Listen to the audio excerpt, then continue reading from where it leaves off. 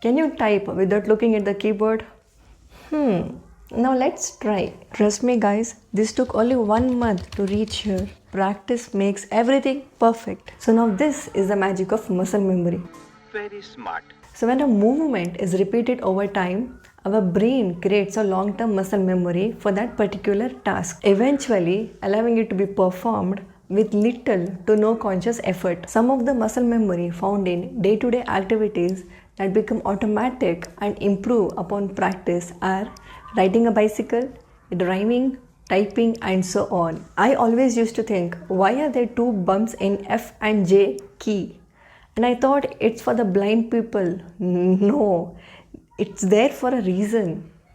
So when it comes to practicing, you can check out any free website, but Typing Club is my favorite. I just want to reach those people who really think typing is a bit difficult. Trust me, it's worth your time.